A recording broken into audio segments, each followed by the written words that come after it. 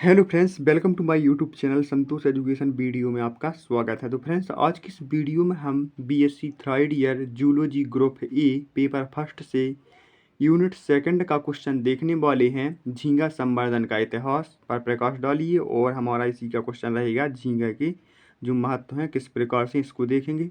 तो फ्रेंड्स, इसके पहले जो हम फर्स्ट यूनिट को कंप्लीट कर चुके हैं, अगर आपने वह वीडियो नहीं देखे हैं तो आप लोग मेरे यूट्यूब चैनल की प्ले लिस्ट में आकर देख सकते हैं। तो चलिए फ्रेंड्स, वीडियो को स्टार्ट करते हैं। तो देखिए फ्रेंड्स, अब आप लोगों को रेगुलरली वीडियो देखने को मिलेंगे बीएससी थर्ड ईयर के। तो आप लोग चैनल को सब्सक्राइब करके अवश्य रखिएगा और अपने दोस्तों के साथ ज़्यादा से ज़्यादा इस वीडियो को शेयर करिएगा जिससे उनकी भी मदद हो सके। तो चलिए वीडियो को स्टार्ट करते हैं। तो देखिए, सबसे पहले हम देख लेते हैं झींगा का जो है इतिहास किस प्रकार से है।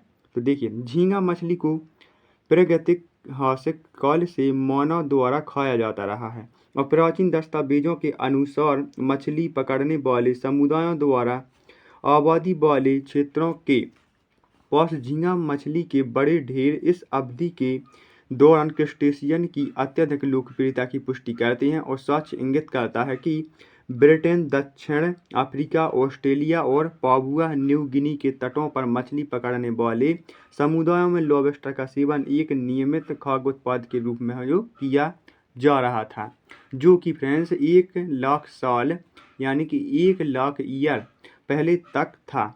और पाषाण युग के फ्रेंड्स यहाँ पर पाषाण होगा फ्रेंड्स, पाषाण युग के दौरान यूरोपीय तटीय निवासियों के बीच लॉबस्टर पोषक तत्वों का एक महत्वपूर्ण स्रोत बन गया।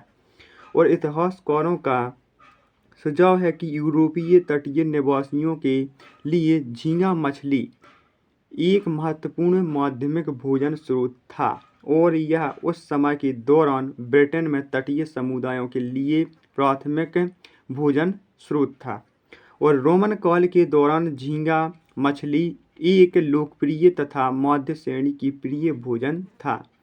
और देखिए, विभिन्न कारकों के कारक झींगा मछली की कीमत व्यापक रूप से भिन्न हो सकती है, लेकिन सबूत बताते हैं कि लोकप्रिय मांग को पूरा करने के लिए झींगा मछली को नियमित रूप से दूर के प्रांतों तक ले जाया जाता था। और जैसे कि पोम्पेई के खंडहरों में पाए गए एक मोज़ेक से पता चलता है कि प्रारंभिक शाही काल के दौरान रोमन आबादी की स्पाइनी लॉबस्टर में काफ़ी रुचि थी।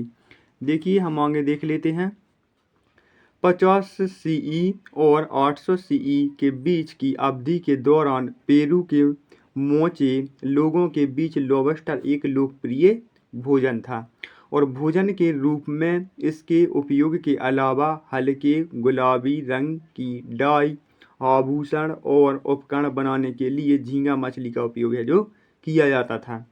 फ्रेंड्स, इसका भोजन के साथ साथ इसका उपयोग है जो आभूषण बनाने के लिए भी किया जाता था और उपकरण बनाने के लिए भी किया जाता था। अब देखिए, एक बड़े पैमाने पर उत्पादित लॉबस्टर के आकार का पोत इस अवधि के लिए लॉबस्टर की लोकप्रियता को प्रमाणित करता है। हालांकि इस पोत के उद्देश्य का पता नहीं चलता है। अब देखिए, आगे देख लेते हैं। वाइकिंग काल में उत्तरीय यूरोपीय लोगों के बीच झींगा मछली और अन्य क्रस्टेशियों की खपत में वृद्धि देखी गई।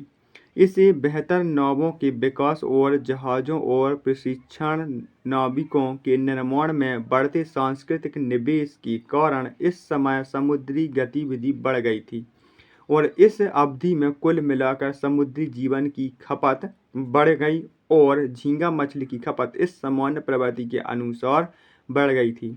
अब देखिए, जैसे कि क्लास यानी कि वर्ग क्रस्टेशिया के ऑर्डर यानी कि गण डेकापोडा के अंतर्गत आने वाले प्रॉन्स यानी कि झींगा दुनिया के सभी स्वच्छ खारे समुद्री जलों में पाए जाते हैं। फ्रेंड्स, जो झींगा होते हैं यह स्वच्छ जल, खारे जल और समुद्री जल में पाए जाते हैं और इनकी गणना उच्च श्रेणी के प्रमुख भोजन में की जाती है।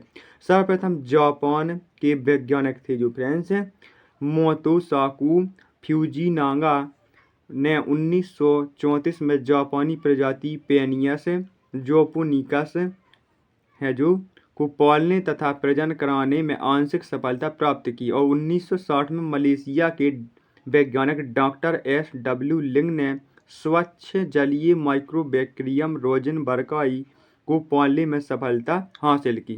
तो देखिए, आज विश्व के कई देश विशेषकर भारत, मलेशिया और फिलीपींस, सिंगापुर, ताइवान, जापान और अमेरिका में झींगा का संवर्धन है बहुत व्यापक स्तर पर किया जाता है, यह किया जा रहा है। और देखिए, भारत का कुल झींगा उत्पादन का 90% है जो फ्रेंड्स केरल व महाराष्ट्र में होता है। अब देखिए, हम इसी में देख लेते हैं झींगों का महत्व क्या है। तो देखिए, इसको देख लेते हैं। व्यावसायिक महत्व के झींगों पर एक संक्षिप्त टिप्पणी लिखिए। तो देखिए, मछलियों के अतिरिक्त कुछ जलीय क्रस्टेशियंस को भी भोजन प्रोटीन हेतु पाला जाता है। और देखिए, जिनमें से झींगे यानी कि प्रॉन्स प्रमुख हैं, जिसमें से है फ्रेंड्स वह झींगों को है जो प्रमुख माना जाता है। और विश्व में USA के बाद झींगा पालन में भारत को द्वितीय स्थान प्राप्त है। और जो फ्रेंड्स है विश्व में USA के बाद जो फ्रेंड्स USA है, यह झींगा पालने वाले देशों में से सबसे पहले पे आता है और सेकंड नंबर पे हमारा भारत आता है। और झींगा को मानव के लिए अत्यंत पोषक खुराक यानी कि न्यूट्रिटिव डाइट माना जाता है। और भारत में कुल तो देखिए फ्रेंड्स, झींगा उत्पादन का लगभग 90% उत्पादन कहाँ पर होता है? यह केरल और मुंबई के समुद्री तटों पर होता है। आप लोग इसको याद रखिएगा। और देखिए, पिछले 1/2 दशकों में भारत में झींगा उत्पादन लगभग 65,000 टन से बढ़कर के 2.5 लाख टन के स्तर पर पहुंच गया है। और सन 1960 में भारत में 170 लाख रुपए मूल्य झींगा उत्पादन होता था। वहीं सन 1980 में यह बढ़कर के 10 अरब रुपए मूल्य तक पहुंच चुका था।